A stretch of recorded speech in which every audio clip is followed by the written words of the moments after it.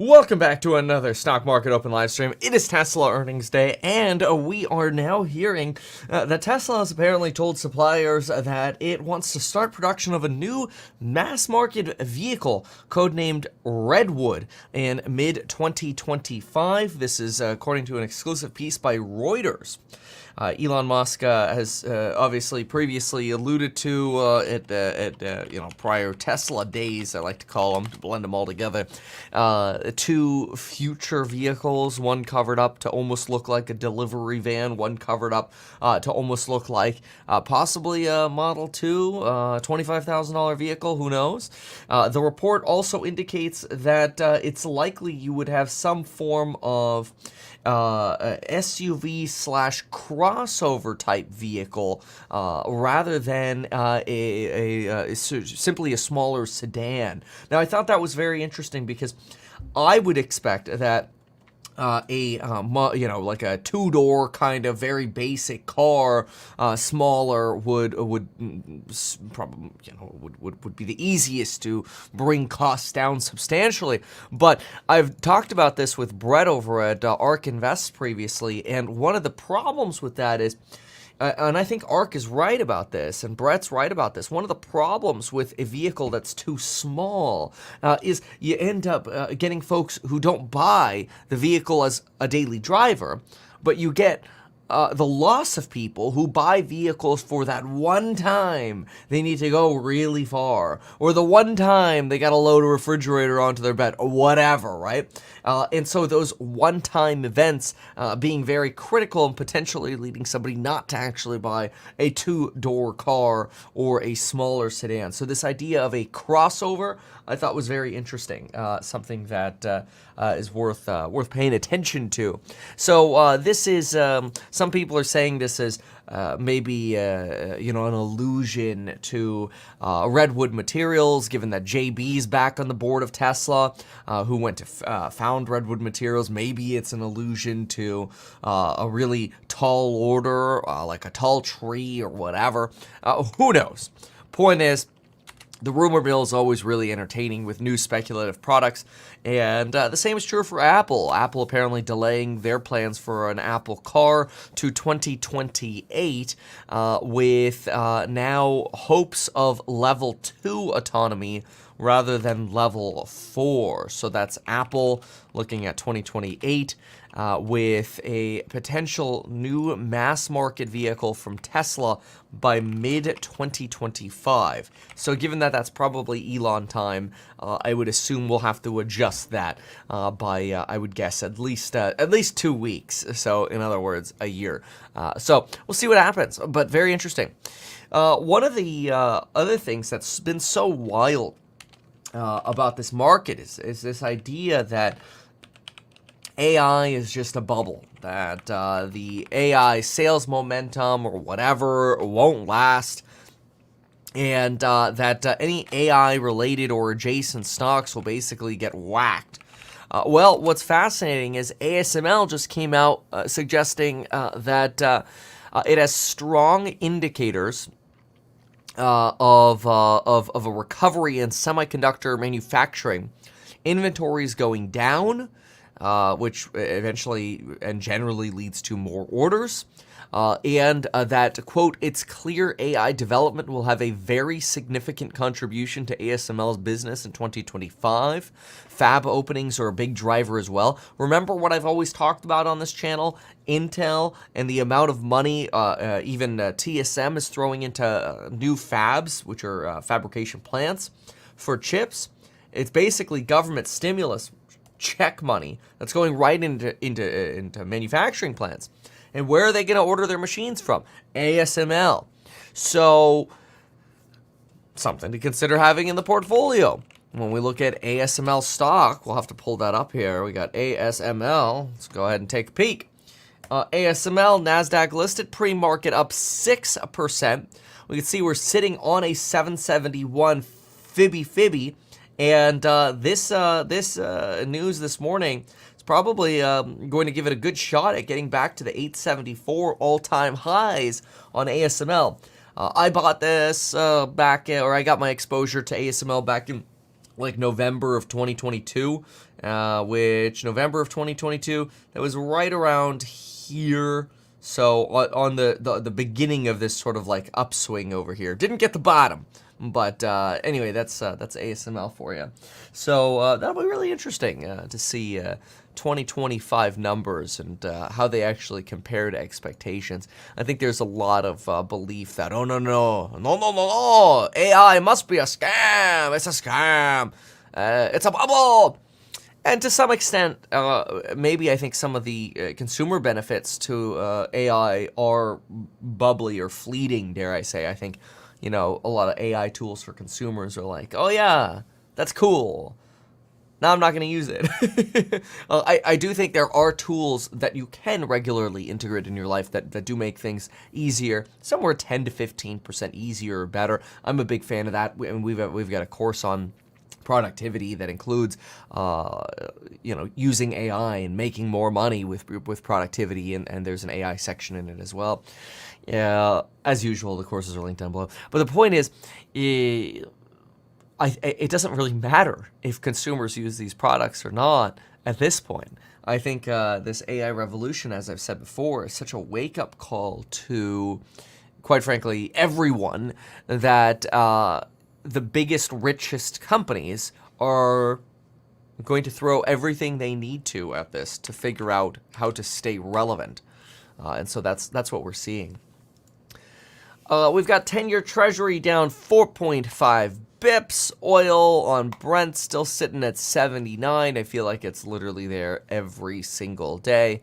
2-year Treasury down 4 bips as well, so nothing new over here. Chipotle is going on a hiring spree for their seasonal burrito season. That's a little redundant. But anyway, here's just another one that's like all-time high. Chipotle. Kind of incredible. Pretty impressive. Gotta give it to them. They have managed to sell rice and beans very expensively. And I keep going. In fact, we're just exploring real estate, and we're like, all right, we'll take 4 burritos. Usually ordering Chipotle is the greatest pain ever because it's like one person always takes really long. But no, in this moment, I'm like, all right, I'm ordering this. Who else wants to throw in? It's on me. And the next 3 people are like, I'll take that too. I'll take that too. I'll take that too. And it felt so great on the Chipotle app, just going, duplicate, duplicate, duplicate. That was the easiest Chipotle order I've ever placed.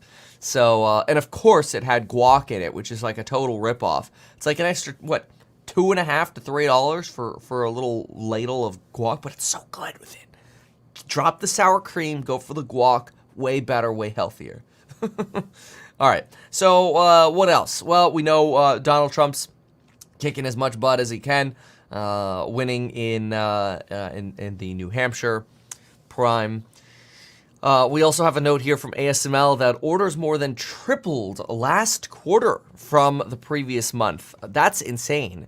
That's a little bit of a sign that you've got the semiconductor industry almost ramping even more than expected, which that's pretty wild. So more than tripled last quarter from prior 3 months. I wonder if the prior 3 months were just some odd hole or something, but that's very crazy. Yeah, I want to see what ASML is the only company that produces the equipment. I mean, they have such a moat. Samsung orders from them, TSM orders from them. They all order from them. It's pretty wild. ASML bookings last quarters were far more than an average estimate. Orders of its advanced EUV lithography machine in the period were 5.6 billion euros. Inventory levels are improving. Yeah, we talked about that already. Latest sign of the activity is recovery is underway. 2023 was our top year. We won't see another 30% growth in 2024. That's previously what they've said. Oh, that's wild. Yeah, I want to get a little bit more, but I also want to be able to hear. And I got to go to my backup here. I got a little bit of I don't know, you do a new software update on the Apples, and something always seems to break. So, give me a second here. There we go. There we go. Get this backup. So usually I like to use the AirPods, but if I have to, we'll go for the backup. Cable. You know, something about cables. They make a mess, but they're reliable. So, let's see. There we go. Oh, so wonderful. I can hear. All right, let's use that hearing now for something. Let's see what they're yapping about over here. Has put that all together to drive local commerce. Small biz too? Small business, absolutely. Right. Small business benefits tremendously. It's one of the reasons why I'm excited is this is the first neighborhood loyalty platform. But let's go back to the math of it, because I do want to understand the economics of it. So you're collecting a fee, a processing fee, a transaction fee every time. Correct. Which is what percent? Which is what percent? I mean, it depends on the type of payment method. You can pay by bank ACH, you can pay by check. Okay, but are we talking between 1.5% and 3%? Are we talking Amex style? I mean, Amex was 3%. MasterCard was lower, obviously. It really depends if you pay by Amex or pay by Visa or pay by MasterCard. If you pay with your bank, what's the lowest you can get? That's right. So you get different levels of points. What's the rate for the lowest if you pay by bank? It depends on the landlord, too, and the property owner. But just like Stripe and any other payment process. But hold on, but go back. But it's not something for I'll answer this question. This is an important piece. When you go to like a local merchant, right? Today, instead of giving, say, like a 10% local discount to bring in local customers on those off hours, off days, they can say, like with American Express, but hey, we want to focus on the neighborhood, and if you come in, we can fund 2.5% or 5% in rewards, and introduce our business to all those people moving into the neighborhood every month. So think about this: half of renters move every year. So you have all these people moving out of the neighborhood every year, and these merchants, these small business owners, have no way to get in front of them. So now you can be in front of everybody when they move into the neighborhood. You have a plug-and-play loyalty platform, and instead of giving the 10% local discount, you spend a quarter of that, right? And you actually attract the local residents through recurring rewards for coming in, and all the points they've earned on rent can now be spent at that local business, right? Right. I think that says rewards from paying your rent. On the math, okay? My understanding, I have a Platinum American Express card, sir. I pay something on the order of $700 a year now for that card.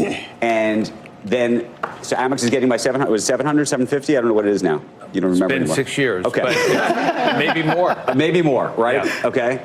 And then they're getting 3%, I think, something on the order of 3% on every transaction, right? That's I'm not going to comment. Okay, but that's the math of how that works and why that makes sense. So that when they give me, and then they go to Uber and they say, give us some, $200 worth of Uber rides, because they know that then I'm going to do 100%. More. Okay, we understand. And there's a discount on those Uber rides, so they're actually give Uber some money for that privilege. Okay.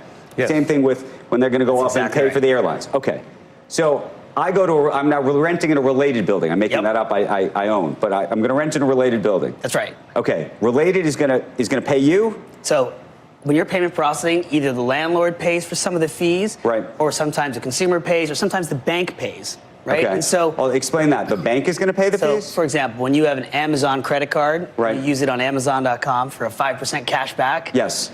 Chase Bank pays for that. Right. So if you have a built card and you're using it in an apartment building, the banks can fund these extra rewards as part of the value prop. If you're using a American Express card, either the landlord will pay for that fee, or the consumer might pay for that fee. But I think my original conception of this was something that was going to help with affordable housing and help people build their credit score. What you're describing is something very different. He's asking about the higher I know, but what you're describing is something very different. I think it's evolved. It's probably a better business proposition than it was before, but maybe less useful for helping the people who are at the bottom end of the scale. With affordable housing all the way through ultra luxury. But not small housing, which is where small a lot housing of, too. Now you can use it at any apartment. Like if I have a property that's a rental property, I can sign up with it. Somebody can use Bilt to pay your rent. And in fact, when they pay their rent through the Bilt platform, you can either accept that payment then as a check that we then mail to you, or through if you have an online. But here's what I'm trying to understand. But it costs more. It increases the cost. I'm going to go to Ken on this because I apologize. Okay, you decided this company is worth $3 billion. Right. Based on some kind of mathematical formula about how much they're earning and what the future of this. Okay. I'm going to ask you to explain it because I unfortunately we still don't understand it. So is it their website, by the way, Bilt is just arguing that you get 1% on rent payments. I mean, it doesn't seem like that big of a cashback reward card. I mean, whatever. process for me. How much are you charging me? Related pays for payment processing today. Right. ACH fees. They pay check cashing fees. Right. They pay card fees when you pay your rent. Instead of that being our core business, that we're trying to generate huge margin on that, right. you can turn that into rewards for the customer that they can then use for airline miles, hotel I understand, points, but somebody has to pay for those. That is already happening today. But everybody else's business is just to keep that. So Related is already paying for payment processing before built using legacy. The key thing here, right? Yes. Yeah, but the key thing here at the end of the day is, right. Yeah. Anyway, so the reason they're on here is because apparently now the guy on the left there invested in the company in a $200 million equity round where the valuation was $3.1 billion. It's wild. $3.1 billion for a rewards credit card. My God. I mean, if a landlord takes the Apple card, you'll get 2% as opposed to 1%. But it's kind of wild. That's 200 divided by 3,100. That means $6.4.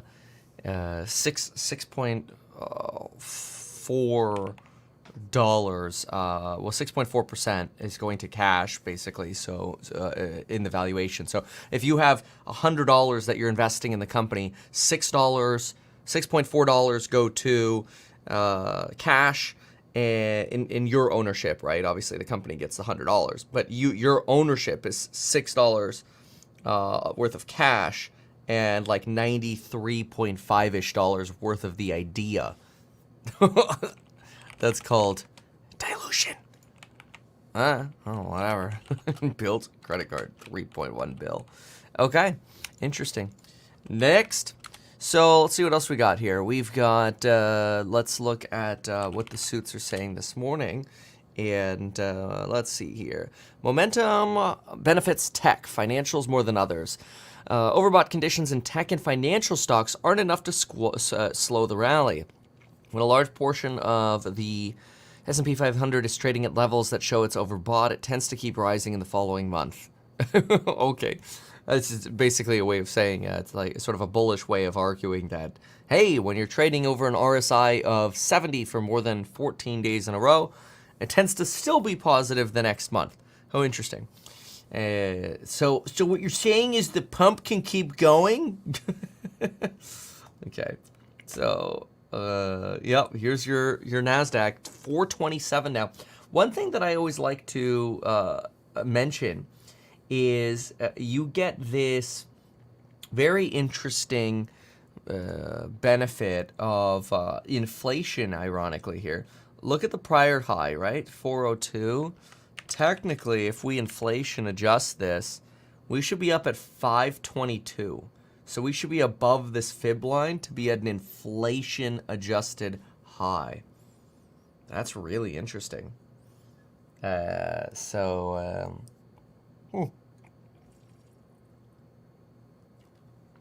Yeah. All right. Good. So then you've got.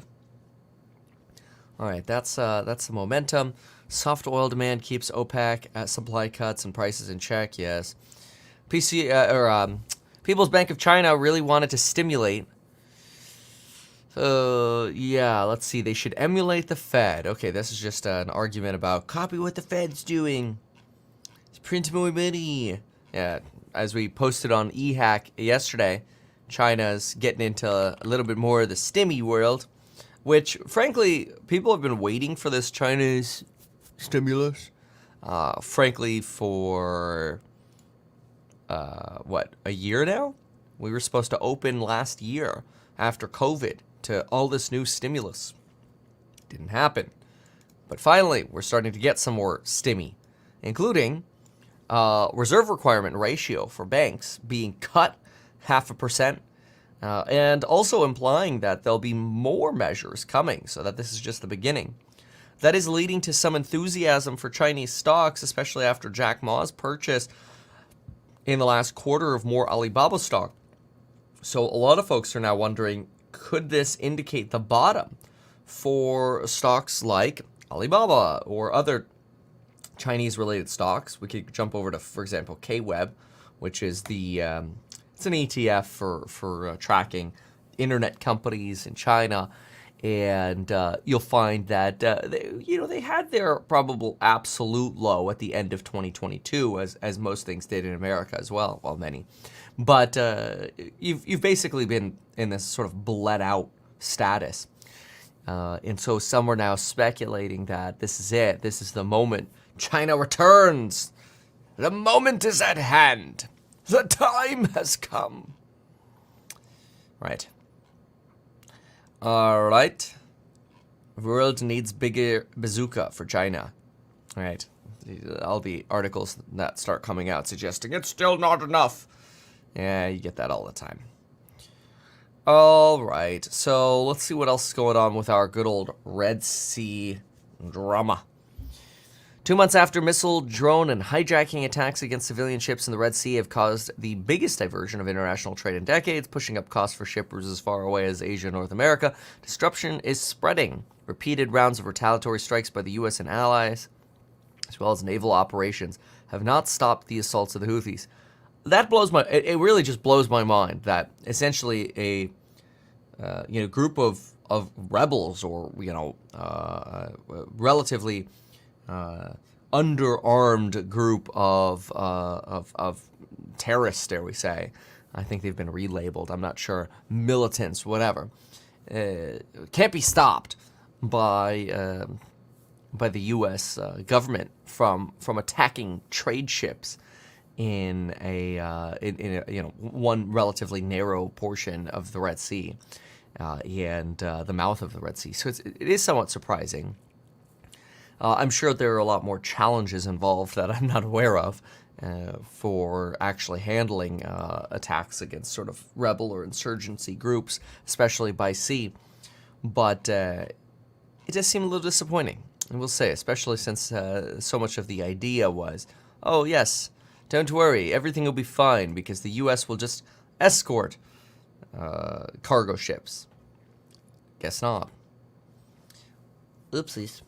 All right, what do we got over here? Are they still Are still talking about rewards from paying your rent? How is this so interesting? Almost every single day, given the governance issues, questions about what's happened with Claudine Gay, the future president, all that. Can you just bring us inside a little bit of it and just tell us how you're feeling right now and what's happening? Yeah, I can't obviously bring you inside of the boardroom, but here's what I would say is the problems of anti-Semitism, Islamophobia have been with us for a while.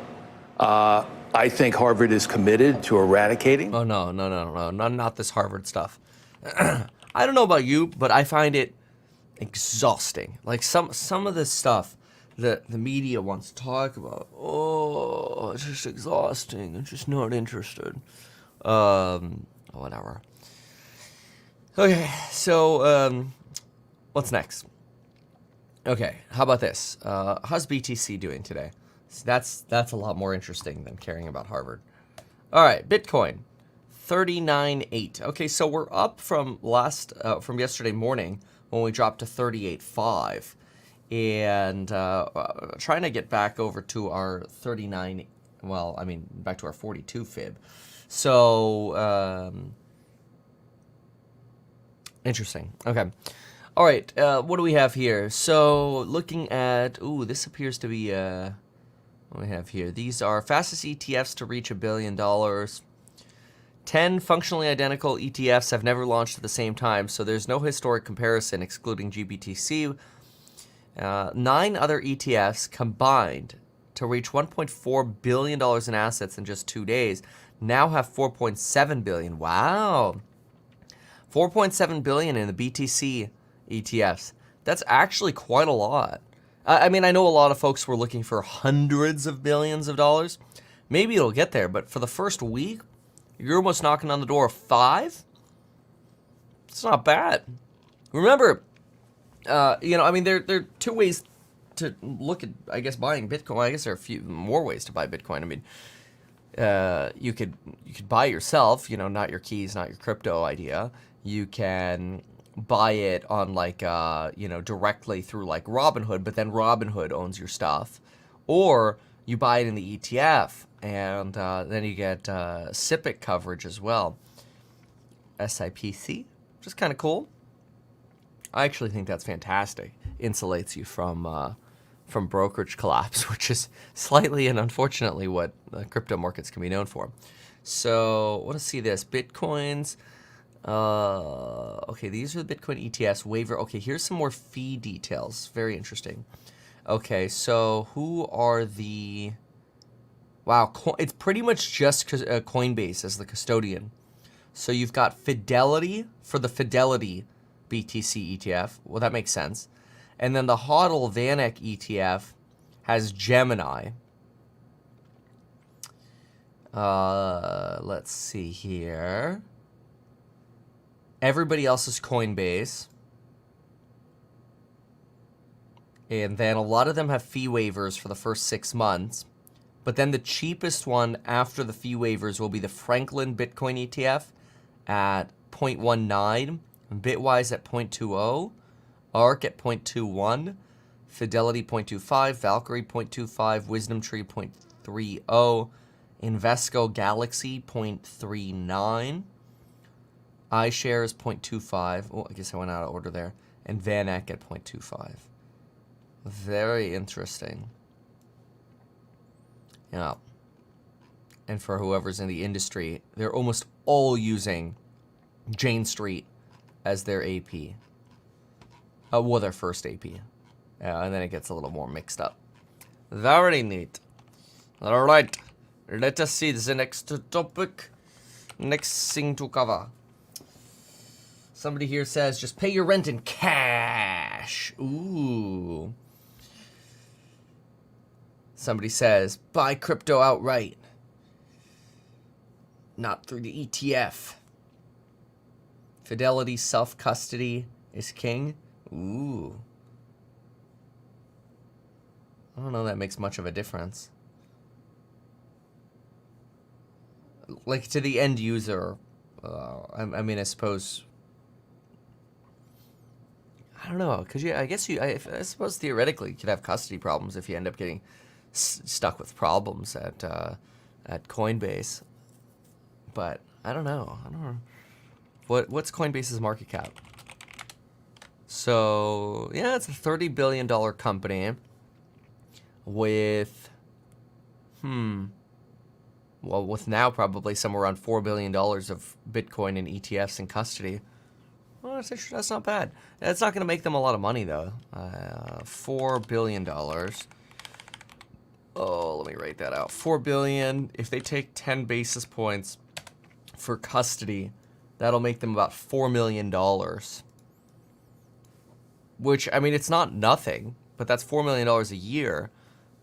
The biggest concern for Coin will be, from a fundamental point of view, is how much of their trading volumes are going to be affected by people trading the ETFs. See, ironically, while if you go to Fidelity and you want to buy the Bitcoin ETF, you can buy the Bitcoin ETF.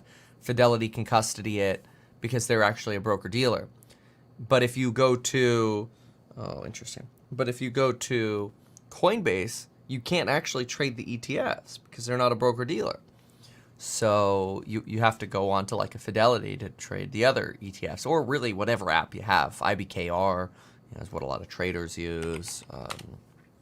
TD Ameritrade, Robinhood, whatever. Okay, very good. What is this? Texas Instruments signals slumpy dumpy? What? This is not good. Texas Instrument has a slumpy. Alright, let's see what's going on with this one. Oh, I can never get their ticker straight. TXN. There's some companies I just don't understand what the tickers are all about. I think that the ticker symbol should represent something very, very meaningful, very large and powerful. So let's see here. Texas Instruments misses on Q4.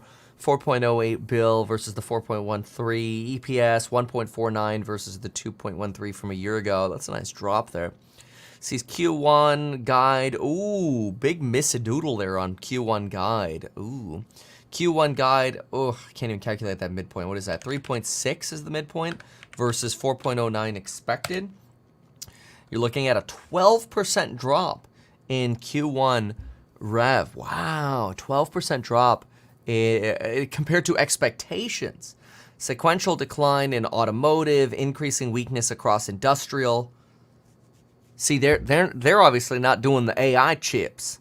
Not backing off on CapEx plans, though. Customers are rebalancing inventory. Says outlook shows weak environment. Industrial market has worsened. Ooh, recession! Only thing keeping us out of recession seems to be AI and government stimulus money. But whatever. Who says you weren't allowed to have a life preserver? I guess the bears, but you know, that's the interesting thing is everybody makes their bet and see what happens. Okay, so who else reported today? So that's Texas Instrument. This is a pretty good drop there. TXM. Well, let me get a quick synopsis of that. 12% decline in Q1 forecast compared to expectations. Yikes.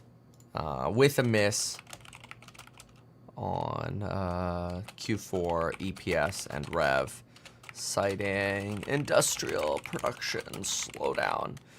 So what I like doing is I'm going to go to the 10K quickly for Texas Instruments.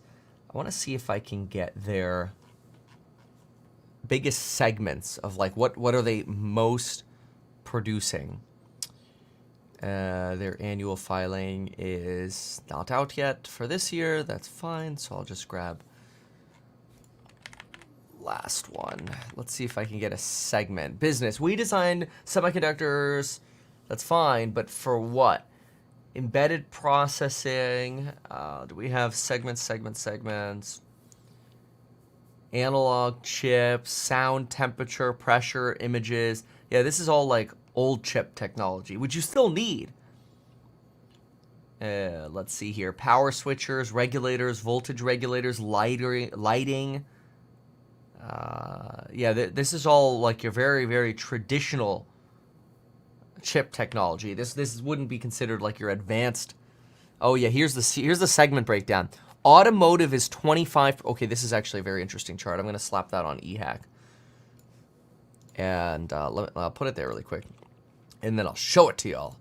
But see, people forget how useful the annual reports are. The annual reports are godly. I mean, I sit and read these reports like on a daily basis. I really enjoy it. But anyway, see Texas Instruments segments below from 2022 annual report. Okay. Save. Okay. So then we can look at this together in just a second here. But yeah, I mean, that was so fast. You know, you could just blindly go into some of these companies and learn so much just by looking at their annual report. It's actually pretty impressive. See, I'm complimenting myself, not the earnings report. No. Okay, I'm kidding. So let's go to ehack.com. Boom. So here you go. So this is the chart. Oh, I want to make that a little bit bigger. I guess I could zoom into it, but whatever. I'll go there. That'll be a little better. Aha! Okay, well, that'll take a second to update. But anyway, yeah, oh yeah, it'll be useful when this is larger. But anyway, automotive is 25%, which includes infotainment, hybrid, electronics, passive safety, personal electronics like PCs, phones. I mean, we've heard of a lot of weakness in phones and PCs, tablets, wearables. All of these have been suffering. It's just AI that's been killing it, right? Oh, there we go, a little better. 40% goes to industrial, which would be like building automation, fire sprinkler, chip relays, lighting relays. This is all relatively traditional stuff. 5G is probably in here as well somewhat. So it's kind of interesting to see this breakdown. You know, if you didn't know what, you know, Texas Instruments did, then hopefully now you do. So, all right, cool. So what else we have here? Let's see here. Mika, thoughts on robotics? Nightscope. I have never heard of Nightscope, but I think the future, like the next phase really after AI is, in my opinion, robotics. Like if I could get into robotics, I would love to. But I think you need to start with many billions of dollars, and you might come out with many millions of dollars left, which is also not good. So fascinating. Okay. Next. Okay, we already read that. Texas Instruments. Okay, let's see who else has earnings. So Texas Instruments, that was very interesting. We talked about ASML this morning. How about from yesterday? I mean, Netflix was amazing. Let me see what else they said in their call. That was a nice beat. I want to also see how their stock is moving this morning. Sometimes the post-market doesn't carry over to pre-market, but it should over here. Oh, it's even better. 10% on Netflix right now. Let's take a peeky deeky. Let's see here. Okay. Netflix surges pre-market. What is this? Netflix price target raised. Yeah, just a bunch of price increases. We've got $5.95, $5.54, $6.15 at 3 different research firms. That's fine. I mean, beyond the beat that we saw, there's not any kind of particular news. Just the subscriber beat was really impressive for Netflix. Easy. Easy mode. What else? Visa announces partnership with Red Bull. Well, that's cool.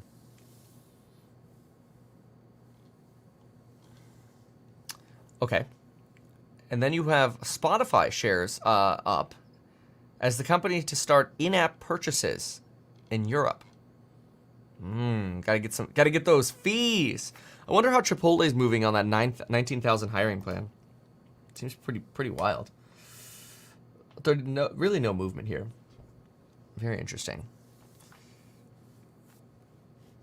Okay, very well. Then we have, what else for yesterday's reporting? So let's go back to the NASDAQ earnings calendar. Let's look at Johnson & Johnson, GE, Texas Instruments, Verizon, Netflix, Procter & Gamble. A lot of these we touched on yesterday. Gotta get into the earnings calls. That's what we're gonna do in today's course member live stream. We'll go through a lot of the earnings calls and get some of the juice out of these companies. Yesterday they were not available yet because a lot of them reported in the morning. Obviously, we'll be live later today on the Tesla earnings event, which you're welcome to listen into. I already scheduled the live stream for that, so I think that'll be entertaining.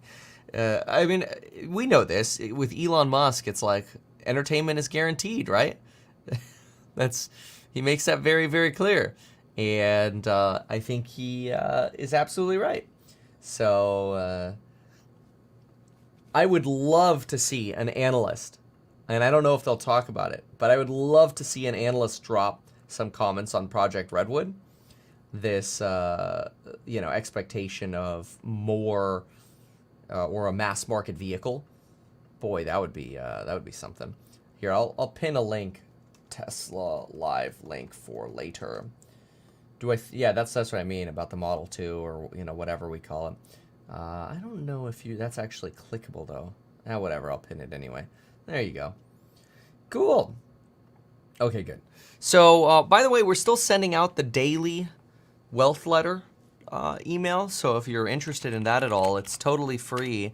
We've been doing it for a while now. It should be linked in the description down below. My daily newsletter. meetkevin.com/daily. Kind of a cool little splash page there. Daily dose of wisdom, helps motivate me. Newsletter is absolutely fantastic, delivers value, short and sweet, purposeful, smart. Oh, those are some nice comments we got up there. But anyway, yeah, you're welcome to join that for free. So, okay, let's see. Oh, Boeing being implicated in having misinstalled the 737 MAX door plug. That's so scary. It's just that nobody wants to hear about aviation problems. It's a disaster.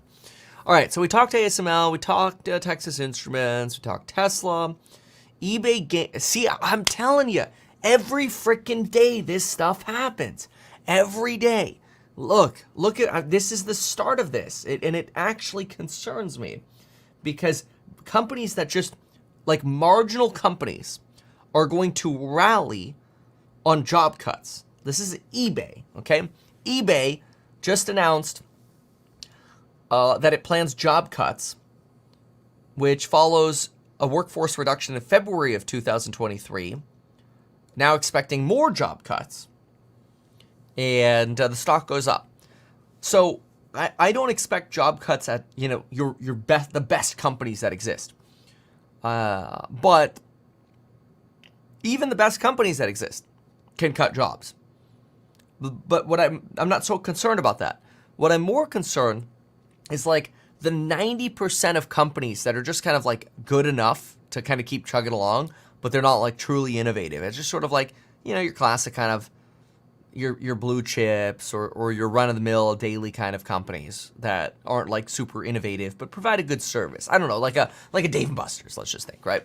I'm more worried about your everyday company like that starts going, you know what? We can't juice the top line, so let's juice the bottom line by laying off 10% of people and working people, everybody else, 20% harder or whatever the math works out to.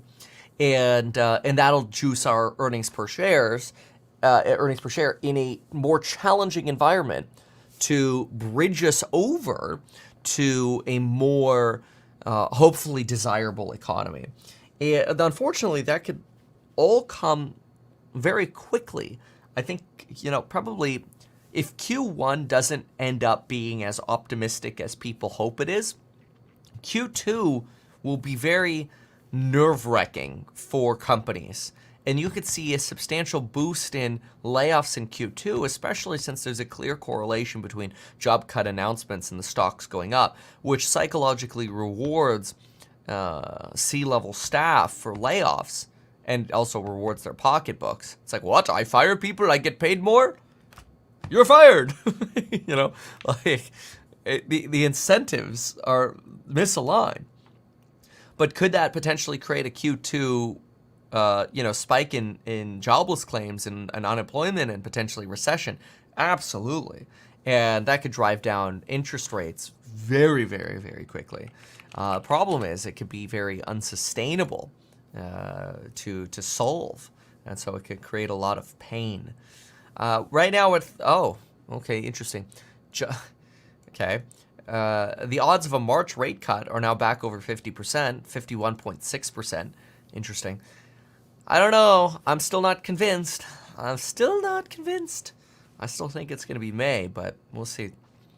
And I think J-Pow's going to sandbag it here in January, unless they're seeing, unless they're really reading into that beige book. The beige book was the worst yet of the cycle. Like, the pain is starting. It's just a matter of how much are they willing to tolerate. Anyway, looks like Roku's up a little bit as well after the Netflix beat. Let's take a peek. Roku! 2.6%, big deal.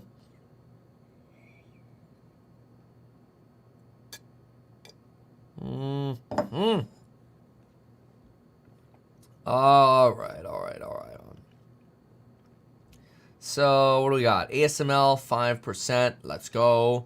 Ooh, SPR up 4% after the Boeing news. Good. Well, I mean, that's fair because it sort of exonerates them, right? So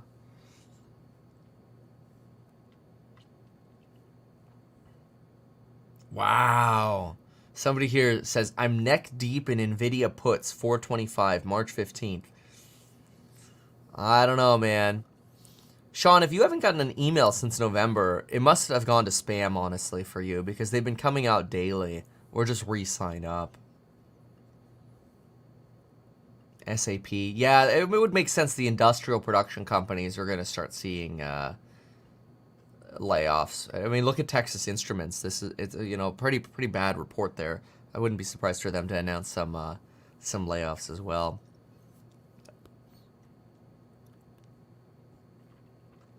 Yeah. Yeah, a lot of people I see talking about how Nvidia is overvalued. It's very difficult. It's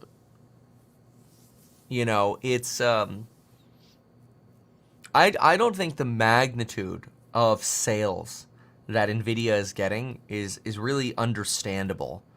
And so it's exceptionally hard to value for a lot of folks. I made a video. This was in, like, honestly, March or something like that. Wonder what I said. Let's see. But I was very bullish on Nvidia. Nvidia stock, beat Kevin. Would have been, where was it? Oh, I've made a lot of videos on them. Good Lord. Nvidia is a monopoly. There we go. Nvidia is a monopoly. It's a 24-minute video 7 months ago. It was in May. And I wonder if I could see the transcript. It's talking about their H100s. Really the, this was back when, wow. Listen to what I said. This is a $600 stock by 2026 with this sort of growth. But if you incorporate the other aspects of the business, you're actually at $840 by 2026. It's basically a $600 stock now. We did that video at $375. Wow.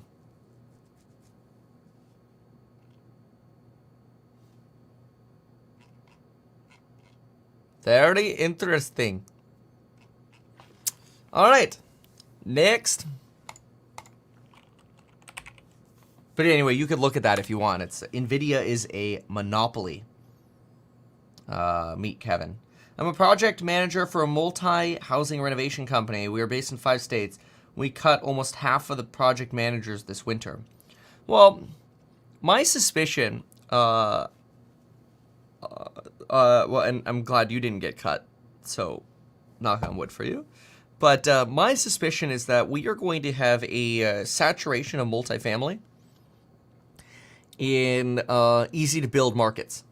So think about what that means for a moment.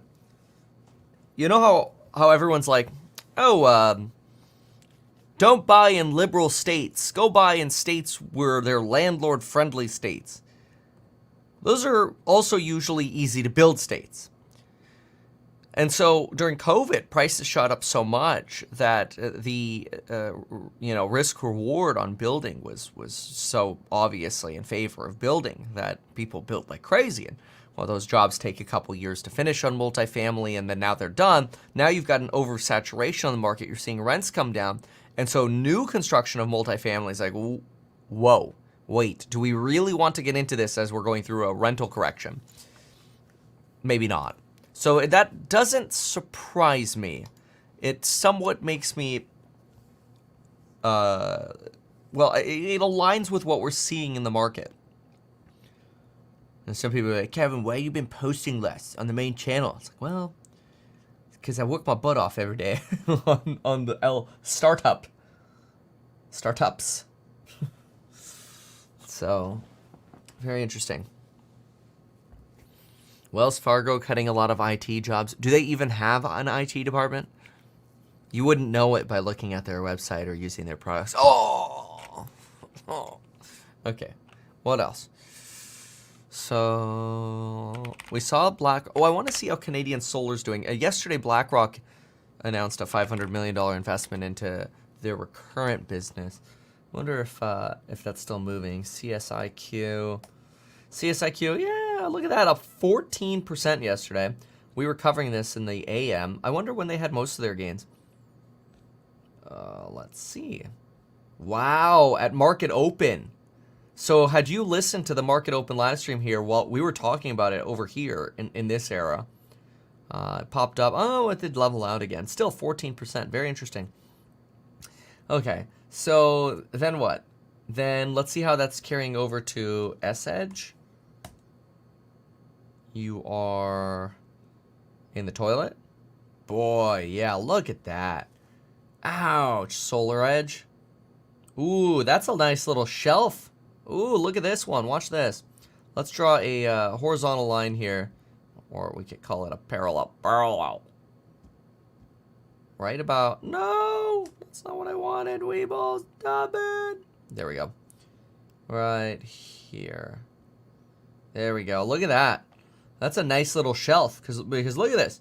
You got resistance in 2018. COVID support. You're at the COVID support level for Solar Edge. Oh my gosh. Oh, what a burn. That's an interesting line right here. I like this.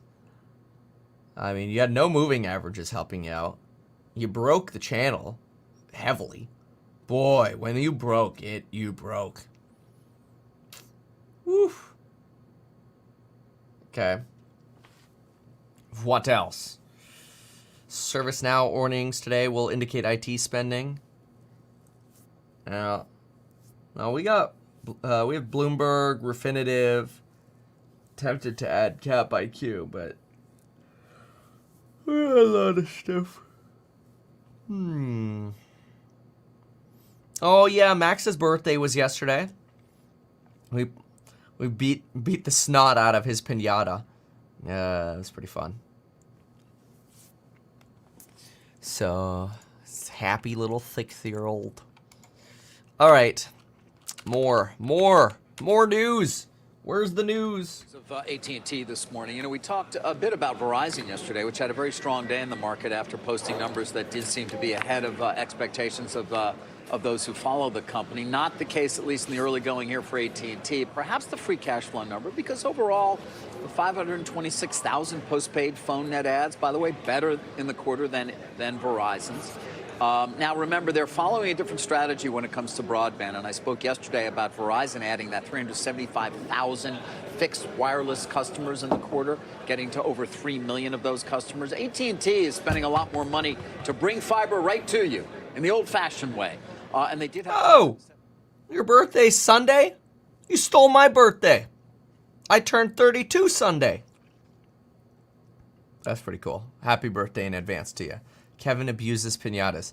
You think I abuse piñatas? You should see this guy. By the way, if you have not yet, I highly recommend you do it.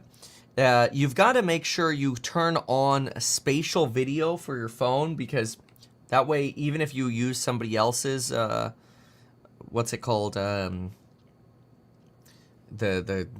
Apple Vision Pro thingy, at least you'll have the higher quality footage. So, camera, settings, camera, it's somewhere in here. Anyway, there's you'll figure it out. Oh, formats, is it there? Oh yeah, it's under formats. That's so annoying. Settings, camera, formats, scroll halfway down, turn on spatial video for Apple Vision Pro.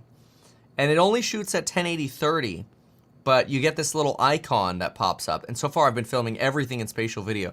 So kind of excited about that, especially just like kids' birthday and stuff like that. You know, those are cool things that you want to have spatial video of. 40 Friday, nice. Would you say they have a plethora of piñatas? No, we only had one. It is minor, but the numbers were good, and I think that Verizon raised prices multiple times and did not seem to lose any substantial customers. So I like a company that raises price and doesn't lose a lot. You just have to wonder. Yeah, you're right. I don't know why they're doing 1080. I actually think it's because you're getting a 1080 feed from at least 2 different lenses. So I'm not sure. Yeah, I don't know. I guess I would say Apple probably thought of that already. Oh well. T-Mobile, you don't have 20 years, but T-Mobile obviously has been the place to be, as you well know, without a doubt. T-Mobile has rewarded you for being a shareholder. Absolutely. Boring. Over the last 5 years or more. The Sprint deal obviously being a key there as well. And then the leadership of John Ledger, followed on by Mike Siebert. Yeah. So, whereas you didn't want to own either one of these things. No. And obviously, I know you get dividends, and we don't include that there, and that's important, but it's still not great. Well, ATT stock has got a good dividend because it did what? It went down. Wow, that's crazy. The Wall Street Journal just ranked airlines. The best airline was deemed Delta. That's interesting. One thing I will say is I feel like a lot of the Delta... No, it was American Airlines. The American Airlines clubs were a little shicery. Not good. Delta was actually pretty good. I like Delta. But anyway, Delta got the best rank, followed by Alaska, Allegiant, Southwest. The worst was actually not Spirit. They came in 7th, right before Frontier. The worst was JetBlue. Maybe that's why they're trying to block the merger. They don't want Spirit to get pooped down by JetBlue. I'm actually surprised by that. I always kind of liked JetBlue. I didn't know they are ranking that terribly now. Oh well. Oh well. 9 minutes to the bell. Okay, so I've covered a lot of news so far. Now we need... Let's see what else. Let's see. Ooh. Tyson drops CVS for upstart pharmacy benefit manager. Okay. No, that's fine.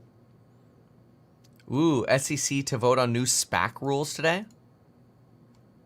And this is interesting. Klarna. Klarna had a lot of layoffs, by the way. What is this? Klarna is launching a new monthly subscription plan in the US to lock in its heaviest users ahead of an expected IPO this year. The product is set to be announced later Wednesday. It will cost $7.99 per month. Users of the subscription plan named Klarna Plus will get fees waived, earn double rewards, and have access to curated discounts from partners like Nike and Instacart. BNPL services like Klarna and Affirm have surged in popularity as Americans rely on BNPL. Yeah. Interesting. More monthly fees. Boy. Monthly fees are terrible.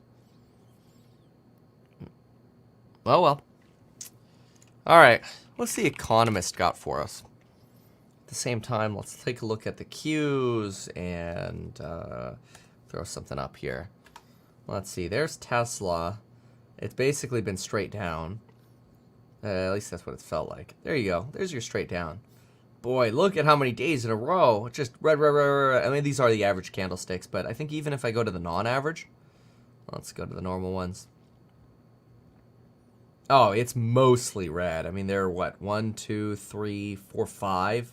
Maybe out of, well, with another 10 reds. All right, 67% red. Okay, anywho. So, grab the Qs. Boy, look at that. NASDAQ. Crazy. 90 bips into the AM. Who's moving? Is it Microsoft again?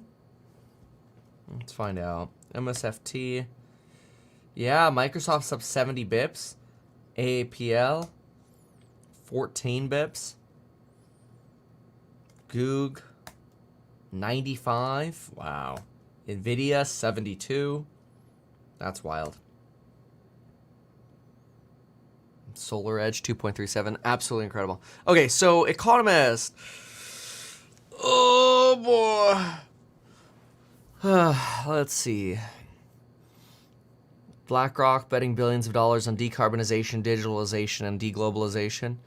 Yeah, I don't know about deglobalization. I like reglobalization, but that's interesting. Fewer kind of untrue. What is this? Well, okay. Oh, interesting. A Russian military plane crashed near the border of Ukraine, killing at least 65 Ukrainian prisoners of war. Oh, that's sad. All right. Where's news? Need more news. Boring. College enrollment rises for the first time in over a decade. Well, probably, honestly, I feel like COVID robbed the college experience. So it doesn't surprise me that post-COVID you get some kind of rise again, although a lot of people still question the value of college. All right, very well. 4.5 minutes to the open. There's Netflix. Dropped off of its full 10%, but still moving pretty nicely, with Roku up 3.5, since people are probably spending more time on their computers. Wait, wasn't DWAC down like 14% in the morning yesterday, and it ended up 2% positive? Let's look at this. 5-minute chart. Yeah, I guess this must have been down 14%, and it actually ended positive. Wow, that's crazy. Now down 14% again. I do have a degree. I went to UCLA. So, ASML, 6%, Netflix, Hut 8 Mining, Neo again. This is, I think, the third day in a row here on positivity for Neo. Let's see if that's right. Nope, never mind, I'm wrong. Second day in a row. 3.85. Okay. Target, 140. Here's them on the week chart. Still pretty low. Trade Desk on that Netflix information. I mean, Netflix does their ads through MSFT, right? Microsoft partnership. So, but still got a 1.25 bump over here. Intel percent.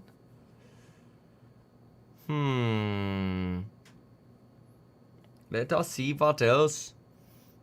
eBay, Open Door, Super Microcomputers up again another 3%.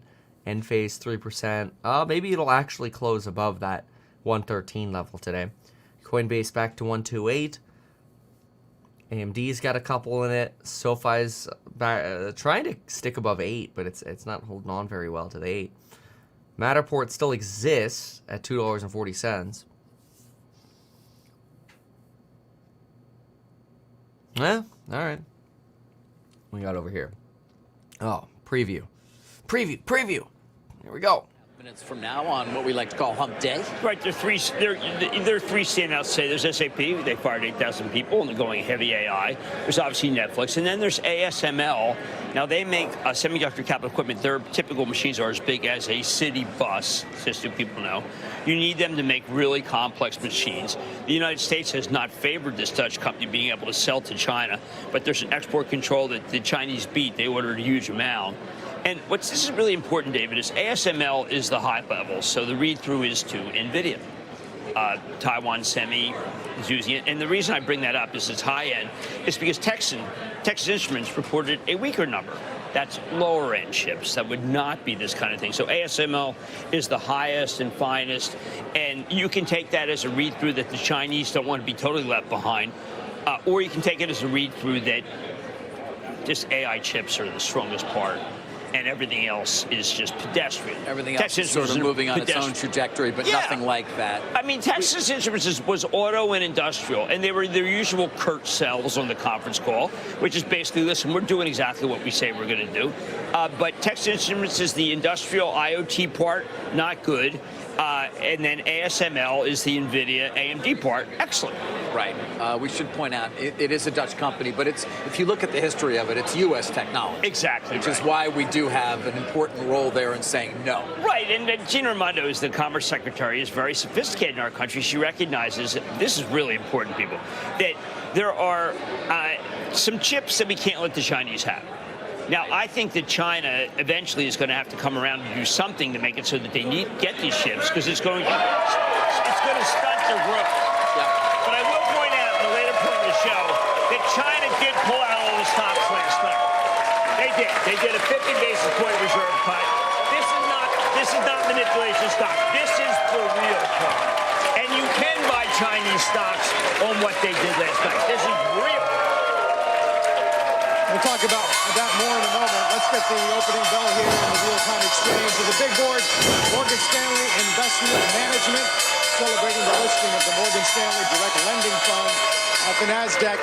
It's a financial services conference exchange taking place. Ooh, boy, there is a lot of cheering over there today. That's pretty wild, eh?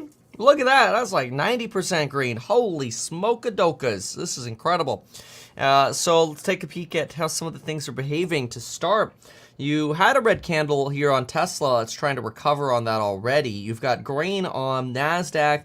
Apple's trying to push positive. Microsoft trying to push positive. Nvidia doesn't know which way to go. Canadian Solar, kind of flattish here. What? eBay dropping actually after initial enthusiasm over job cuts. Again, it's a potential problem there for your joblessness recession. You've got Nvidia up 9.6. ASML, look at that run on ASML, 7.5%. Going, I mean, frankly, fantastic company. I do have exposure to ASML, and it is just crushing it here on the demand for advanced manufacturing machinery. Coinbase dropping a bit, down from the 3.5% where they were, down to about 2. You've got Enphase dropping again, back to its Fibby 113. Can it actually stay above it? I don't know. It has trouble keeping it up. That's okay. We've got HUD 8, 4.5 here. Taiwan Semi 0.7. Intel, Intel giving up, trying to lose the lead over here. Only up about 12 bips. Neo 4.5, Chinese stimulus really pushing through. Finally, reserve requirements being lowered. You've got the company, the country hinting at more stimulus to come.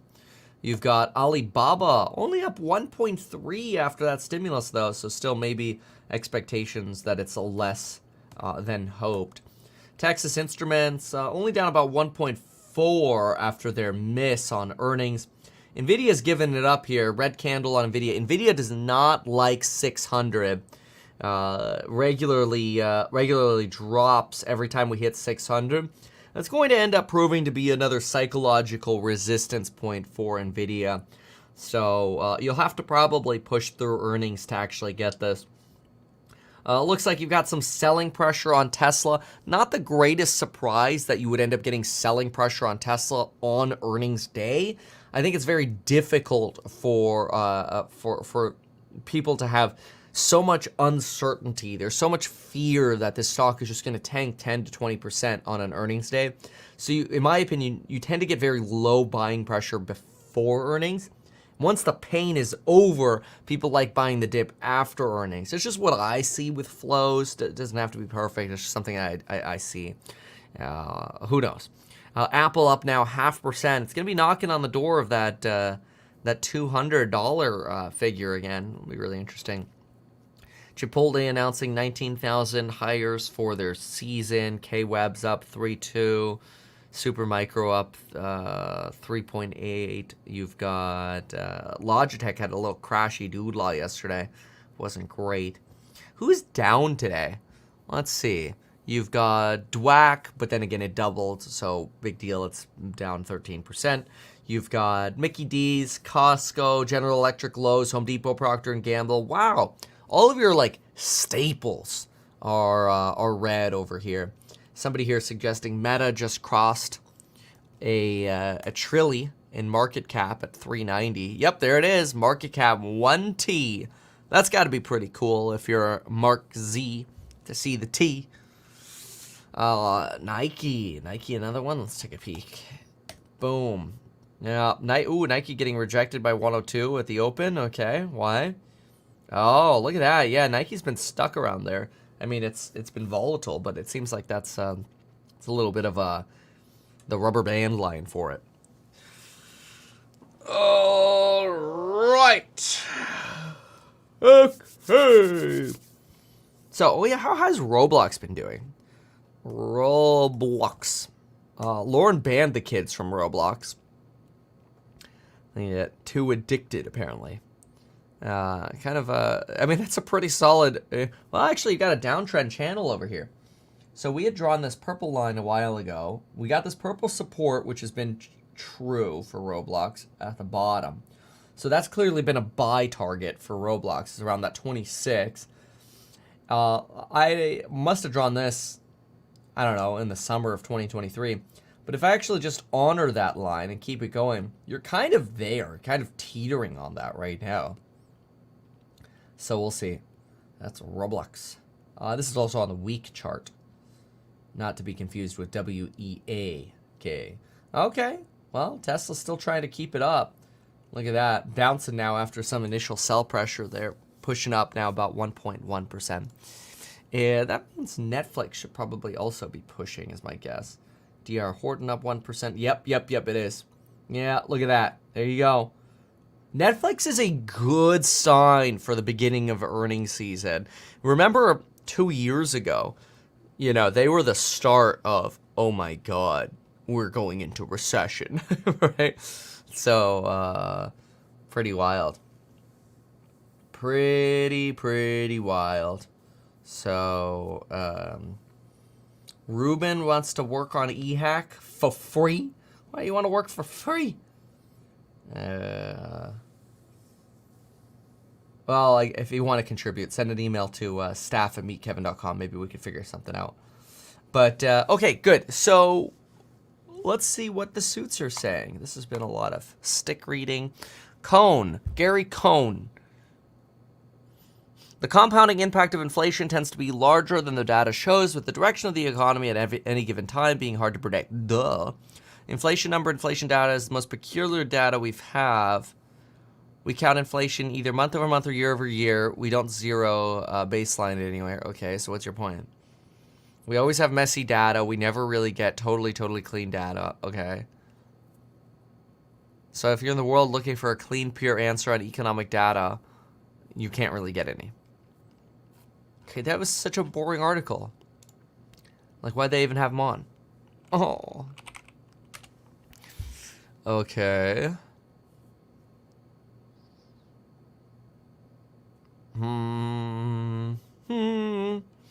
Tesla's great reset in 2024 may slam brakes on historic run.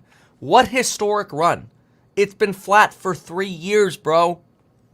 Tesla's targets for profit and cash flow may need a significant reset in 2024 as a multitude of moving parts, the Dojo supercomputer project, Optimus robot, next-gen vehicle, software investments, Cybertruck ramp-up, and potentially another round of auto price cuts are potential headwinds against expectations for free cash flow. As expectations for free cash flow double, Tesla has used a significant chunk of its ratings flexibility in 2023, potentially putting at rally its historic run. What historic run? Like, how are you a Bloomberg intelligence director of credit research and you're arguing historic run? Let's look at the last 3 years. Down. I mean, I guess if you go out like 5 or 6 years, you could say that. Signs of price stabilization at lower levels. Oh, interesting. They're showing they're showing how price cuts have almost become logarithmic, or have behaved in this logarithmic manner, in that they're essentially approaching stability. That's very interesting.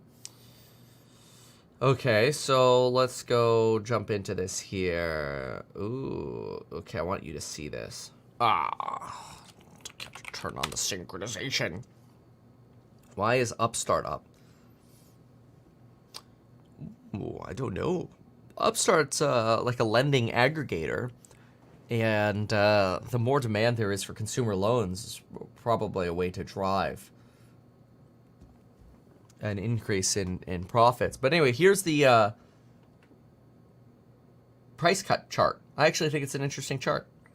And it shows you how prices have somewhat stabilized. How useful has UCLA been for you? I think it was worth it.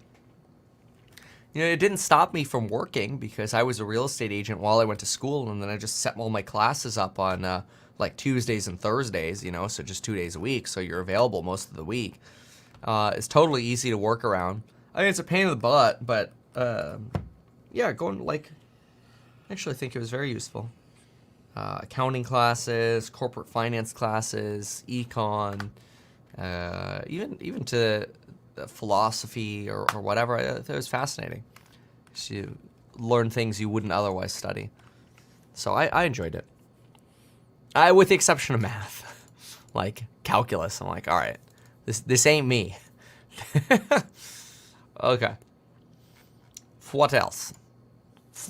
What else? Saudi Arabia opens its first ever alcohol store. Have I told you about my plans of traveling to Saudi Arabia? Okay. But there's a great scarcity of assets because our industry was wiped out by the Chinese a long time ago. Some of the survivors were Nucor, lowest cost producer, and Cleveland Cliffs because they're ruthless. Right. But Cleveland Cliffs is you know what they are? Tell me. They're the Broadcom of steel. Ooh. Yeah. Broadcom of Broadcom of steel. All They right. come in with a chainsaw, but honest, and they get they make sure that they're very productive. Broadcom stock price is 1234 right now. Is it? Yes, 1234. 1, 2, 3, 4, 5, 6. Oh my God. Yeah, I don't actually. Oh, there are a couple price target upgrades on Upstart. Upstart and Joby Aviation lead in heavily shorted stocks. Ah, so you're squeezing. Ooh, Netflix now up 13%. So Upstart's up 7. This is the week chart for Upstart. Yikes. Joby is only moving about 1.5%. But that Netflix move, wow, that's hot. Look at that. 13.4% straight up on Netflix.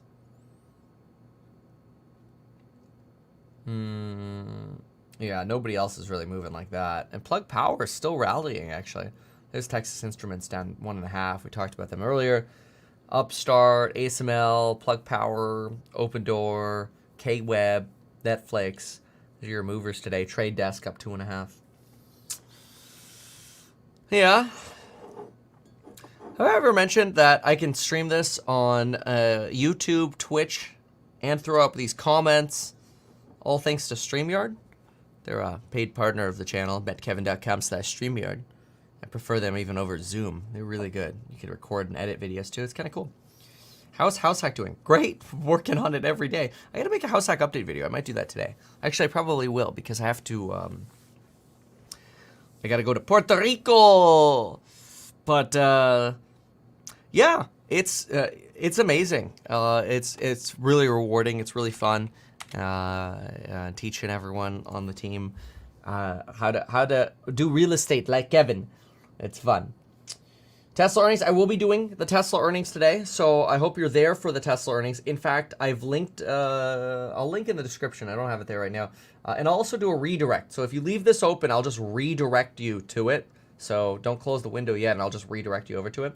But I'm going to go ahead and let's play our outro here, and then let me get you that redirect link so that it actually shows up for you before you close the window out. And then that way you don't even have to go look for it. And then you could click the little remind button on it, which I think is at least partially useful. Okay, I just set up the redirect. Okay, let's push this button. Even though I'm a licensed financial advisor, real estate broker, and becoming a stockbroker, this video is neither personalized financial advice nor real estate advice for you. It is not tax, legal, or otherwise personalized advice tailored to you. This video provides generalized perspective, information, and commentary. Any third-party content I show should not be deemed endorsed by me. This video is not and shall never be deemed reasonably sufficient information for the purpose of evaluating a security or investment decision. Any links or promoted products are either paid affiliations or products or services which we may benefit from. I personally operate and actively manage ETF and hold long positions in various securities, potentially including those mentioned in this video. However, I have no relationship to any issuers other than House Hack, nor am I presently acting as a market maker. All right, awesome. Thanks for being here. Okay, I'm going to hit end screen, and you're going to get a little redirect that pops up. Click that, hit remind. I'll see you at the Tesla stream later. Now I'm going to make more coffee and go to Course Member Live. Bye.